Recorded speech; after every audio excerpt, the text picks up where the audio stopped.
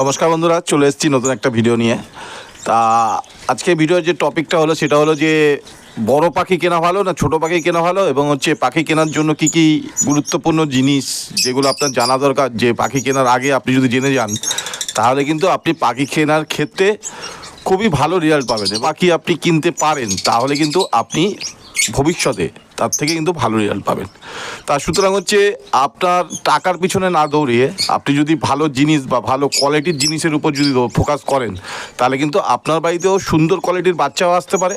এবং যে আপনি যে পাখিটা কিনছেন পয়সা দিয়ে, কারণ পয়সার বিনিময়ে যে পাখি বিক্রি করে কিন্তু পয়সাই আসে। অনেক হয়তো বলতে পারেন যে আমি ভালোবেসে পাখি করি, তা ভালোবেসে সবাই পাখি করে, কিন্তু কিছু কিছু প্রফেশনাল লোক যারা পাখি সম্পর্কে জানে না তারাই শুধু না ভালোবেসে পাখি করে থাকে।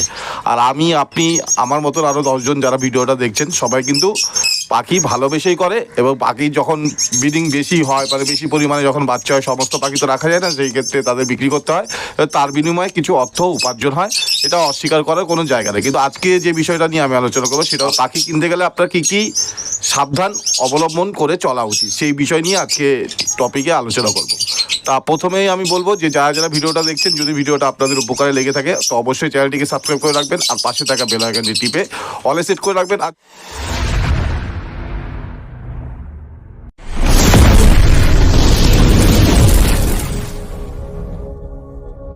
যে প্রথমে আমি যেটা বলবো যে সেটা হলো যে সমস্ত যারা বার্ড লাভার আছে, মানে যারা নতুন নতুন পাখি পুষছেন বা নতুন পাখি কিনতে যাচ্ছেন, তাদের ক্ষেত্রে আমি বলবো যে আপনাদের মনের মধ্যে একটাই চিন্তা হয় যে বাচ্চা পাখি নিয়ে আসলে সেটা বড় হতে হতে অনেক সময় লাগবে, অ্যাডাল্ট হতে অনেক সময় লাগবে।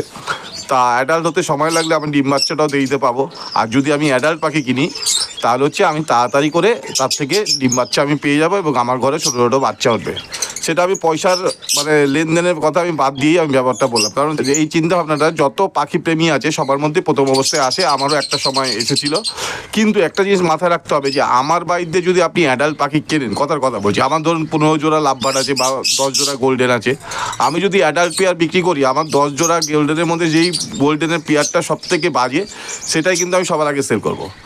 আর আর লাভবার্ডের মধ্যেও আমার যতগুলো পেয়ার আছে তার মধ্যে সব থেকে বাজে যে পেয়ারটা আছে সেই পেয়ারটা কিন্তু আমি সবসময় আগে বিক্রি করব।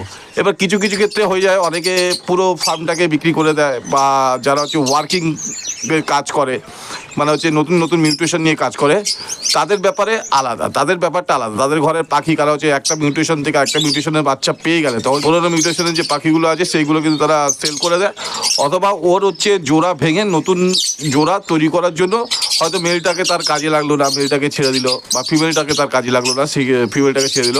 কিন্তু এইগুলো খুব কম সংখ্যক লোকের কাছে এরকম ধরনের পাখি পাওয়া যায়, যেমন যারা বিশেষ করে বার্ড ওয়ার্কিং করে, মানে হাই মিউটেশন নিয়ে যারা কাজ করে তাদের ঘরে কিন্তু এরকম ধরনের অ্যাডাল্ট পাখি আপনি পেয়ে যেতে পারেন। কিন্তু সাধারণত যে সমস্ত ঘরে যারা মানে বেশি হাই মিউটেশন নিয়ে কাজ করছে না, সামান্য মানে নর্মাল পাখি নিয়ে কাজ করে, তাদের ঘরের থেকে যদি আপনি পাখি কিনতে যান তাহলে কিন্তু তারা কমজোরি পাখি বা খারাপ বিস্কুট পাখি কিন্তু আপনাকে সেল করবে। এরকম ধরনের পাখি কেনার দিক থেকে আপনার একটু সাবধান অবলম্বন করবেন, কারণ শর্টকাটে কোনো দিন কোনো কিছু সাকসেস পাওয়া খুবই কঠিন ব্যাপার হয়ে যায়। যে কোনো জিনিসে যদি আপনি সাকসেস পেতে যান তাহলে আপনার লাগবে ধৈর্য আর সময়, এবং আপনার কাজের প্রতি মনোযোগ। তা সুতরাং আপনিও যদি এই একই জিনিসের ভুলটা যাতে না করেন, আমি কিন্তু তার জন্য ভিডিওটা করছি। তা সুতরাং ফার্স্ট নাম্বার যেটা আমি বললাম যে আপনারা কোনো সময় অ্যাডাল্ট পাখি কিনবেন না, আর যদিও কেনেন বিশ্বস্ত লোকের বাড়ির থেকে কিনবেন, যাকে ভবিষ্যতে যদি কোনো রকমের যদি ডিসপুট হয় তাকে যাতে আপনি লক করতে পারেন, তাকে যাতে আপনি বলতে পারেন যে দাদা আপনার থেকে পাখিটা নিলাম, আপনি যে গ্যারান্টি দিয়ে আমাকে পাখিটা দিয়েছিলেন আপনার পাখিটা কিন্তু এরকম ডিম বাচ্চা হচ্ছে না, তাহলে তার যদি কোনো রকম অসুবিধা বা ডিসপুট থাকে তাহলে কিন্তু সেই পাখির যে অর্ডার আছে সে কিন্তু আপনাকে সেই জিনিসটা মীমাংসা বা সংশোধন করে দিতে পারে। তাই সুতরাং আপনারা সবসময় চেষ্টা করবেন যে অ্যাডাল্ট পাখি না কিনে কারো ঘর থেকে নিউ অ্যাডাল্ট পাখি বা বাচ্চা পাখি বা সেমি অ্যাডাল্ট পাখি এরকম ধরনের পাখি মানে কেনার চেষ্টা করে। যে কোনো পাখি হোক, হয়তো আপনার ঘরে হয়তো কটা দিন সময় লাগবে তাকে সেট হতে। আর একটা জিনিস দেখবেন যে অন্য জায়গার থেকে পাখি এসেই সেই সঙ্গে সঙ্গে বক্সারি দিয়ে দিলে ডিম বাচ্চা করে, তাহলে তাকে সেট হওয়ার জন্য সময় লাগে। যেমন হচ্ছে ধরুন আমার বাড়িতে যে পাখিগুলো আছে, ছোটোর থেকে আমার বাড়িতে বড় হয়েছে, সেই পাখিটা আপনার বাড়িতে গিয়ে যদি 3-4 মাস থাকে, তাহলে কিন্তু সেই জায়গাটা তার অভ্যস্ত হয়ে গেলে সেটাকে তখন যে নিজের বাড়ি বলে মনে করবে, তখন কিন্তু সেখানেও ডিম বাচ্চা মিটিং করবে খুব ভালো। আর যদি মনে করেন যে নতুন পাখি নিয়ে এসে সঙ্গে সঙ্গে গাড়ি বক্স দিয়ে দেবো, সেক্ষেত্রে কিন্তু ডিম বাচ্চা তারা ভালো করবে না, হয়তো মিটিং করলেও ডিম দিলেও সেক্ষেত্রে কিন্তু তাদের ডিম বাচ্চা মানুষ করতে কিন্তু অসুবিধা হয়। সুতরাং হচ্ছে আপনারা এই জিনিসটা মাথায় রেখে চলবেন। আর দ্বিতীয় নম্বর আমি যে কথাটা বলবো সেটা হলো যে সস্তায় পাখি কেনার চেষ্টা করবে না। একটা জিনিস মাথায় রাখবেন যে পাখি কিন্তু দেখতে লাভবার্ডের মধ্যে ধরুন কথা বলছি লুটিনো বিশার অপালাইন। আমাদের বাড়িতে যে লুটিনো বিশার বাচ্চা বেরোয়, আমার বাড়িতে যে লুটিনো বিশার বাচ্চা বেরোয়, সেই বাচ্চা যদি আপনি দেখেন, সেই বাচ্চা দেখলে বলবেন যে সে লুটিনো বিশার অপালাইন ভাববে। আর আরেকটা কথা বলবো যে আপনারা যখনই পাখি কিনবেন, দামের দিকটা বিবেচনা না করে কোয়ালিটির দিকটা বিবেচনা করে পাখি কেনার চেষ্টা করবেন। কারণ হচ্ছে একই নিউট্রিশনের পাখি, একটার দাম 5,000-ও হতে পারে, একটার দাম 3,000-এরও হতে পারে, একটার দাম 2,000-ও হতে পারে। কিন্তু 2,000, 3,000, 5,000 এই যে দামগুলো বললাম, এই দামগুলো কিন্তু পুরোপুরি ডিপেন্ড করে পাখির কোয়ালিটির উপর। যে পাখি যেরকম হওয়া উচিত, যত সুন্দর দেখতে হবে। এবার এক একটা নিউট্রিশনের এক একটা জিনিস থাকে যেগুলো দেখে পাখিটাকে ভালো না খারাপ চিনতে পারে। যেমন লুটিনো বিশাল অপালাইন কম দামেরও আছে, বেশি দামেরও আছে। এবার হচ্ছে এক একজন এক একটা জিনিসের পিছনে দৌড়ায়। কেউ বলে হয়তো কথা বললাম, কারো বাড়িতে ধরুন কথা এক্সাম্পল দিচ্ছি, দামটা মানে এটা যে এটাই যে দাম পাখি সেটা না, আমি একটা এক্সাম্পল দেওয়ার জন্য আপনাদের জিনিসটা বলছি।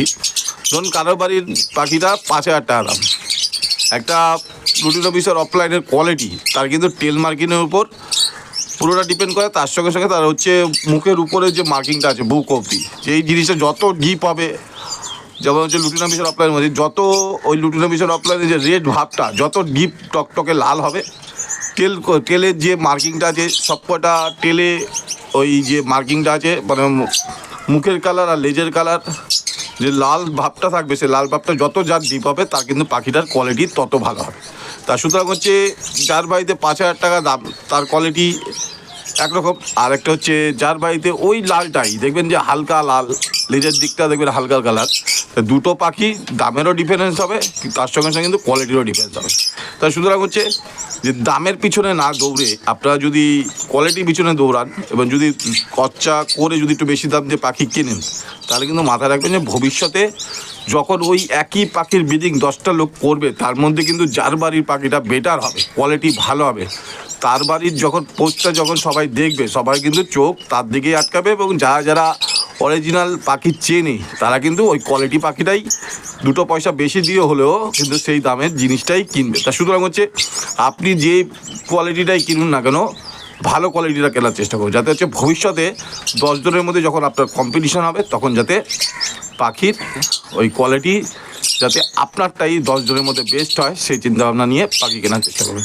আর সবসময় বিশ্বস্ত লোকের কাছ থেকে পাখি কেনার চেষ্টা করবেন, যারা হচ্ছে পাখি বিক্রি হওয়ার পর মানে যার থেকে আপনি পাখি কিনছেন, তারপরে সে যাতে আপনাকে গাইড করে, কোনো রকম যাতে প্রবলেম হলে যাতে আপনাকে গাইড করে, সেই জিনিসটা কিন্তু সবসময় মাথা রেখে চলতে হবে। কারণ হচ্ছে সব জায়গায় দিয়ে পাখি কিনলে কিন্তু গাইডটা আপনি পাবেন না। আমার কাছে এমন অনেকে ফোন করে যে কিনেছে অন্য জায়গার থেকে, কিন্তু আমাকে ফোন করে, কিন্তু যার বাড়িতে পাখি কিনেছে সে তাকে কোনো রিপ্লাই দিচ্ছে না, তাকে ভালো মতন মানে তার সাথে কথাবার্তা বলছে না, মানে রেসপন্স করছে না। তো সুতরাং হচ্ছে এই জিনিসটা মাথায় রাখবেন, তাকে বলেই নেবেন যে আপনার যে পাখি দিচ্ছে আপনি কিন্তু আমাকে গাইড অন্তত করবেন। যাকে তো দুটো জিনিস বললাম যে কোয়ালিটি পাখি কিনবেন আর হচ্ছে বাচ্চা পাখি কেনার চেষ্টা করবেন। 3 নম্বর পয়েন্ট যেটা আমি বলবো সেটা হলো যে পাখি যখনই কিনবেন, যে কোনো পাখির পটির জায়গাটা ভালো করে লক্ষ্য করে কেনার চেষ্টা করবেন। পাখির পটির জায়গাটা আর হচ্ছে পাখির চোখটা, এই দুটো জায়গা আপনার ভালো মতন দেখে পাখিটা কিনতে হবে। কারণ হচ্ছে এই দুটো জায়গা যদি আপনি ঠিক মতন দেখেন, তাহলে কিন্তু খারাপ পাখি কেনার থেকে আপনি বেঁচে যাবেন। যখন দেখবেন পটির জায়গাটা ক্লিয়ার নয়, এখানে যদি পটি লেগে রয়েছে বা চোখের জায়গাটা মানে ক্লিয়ার নয়, সেখান থেকে জল পড়ছে, তাহলে বুঝতে পারবেন যে পাখিটা কোনো রকম রোগ আছে। এছাড়া পাখির যে বুকের মধ্যে যে হাড়টা থাকে, ওই হাড্ডিটা যদি দেখেন যে বেশি বেরিয়ে আছে, তার মানে বুঝতে পারবেন যে পাখিটা কোনো রকমভাবে অসুস্থ আছে। তো সুতরাং হচ্ছে এই জিনিসগুলো আপনারা দেখে ভালো মতন সুস্থ পাখি ভালো পাখি, কোয়ালিটির পাখি কেনার চেষ্টা করুন। সেটা রামশ্যাম যদুমধু অনেক লোক আছে যাদের বাড়িতে এরকম সুন্দর সুন্দর পাখি পাওয়া যাচ্ছে। তার মানে এই নয় যে আমি যে ভিডিওটা করছি বলে যে আমার বাড়িতে শুধু কোয়ালিটি পাখি আছে, অন্য বাড়িতে কোয়ালিটি পাখি নেই, এটা কিন্তু ভুল। আমি জাস্ট নতুন নতুন যারা পাখি কিনতে চলেছে বা নতুন যারা পাখি পুষছে, নতুন যারা আরও পাখি কিনতে চলেছে তাদের উদ্দেশ্যে আমি ভিডিওটা বানিয়েছি। আপনাদের যদি ভিডিওটা যদি ভালো লেগে থাকে আর যদি সঠিক মনে হয় তো অবশ্যই আমার চ্যানেলটিকে সাবস্ক্রাইব করে রাখবেন আর পাশে থাকা বেল আইকনটা টিপে অলে সেট করে রাখবেন। তো আজকের মতো গেছে, দেখা হবে নেক্সট একটা ভিডিওতে, নেক্সট একটা টপিক নিয়ে। টাটা।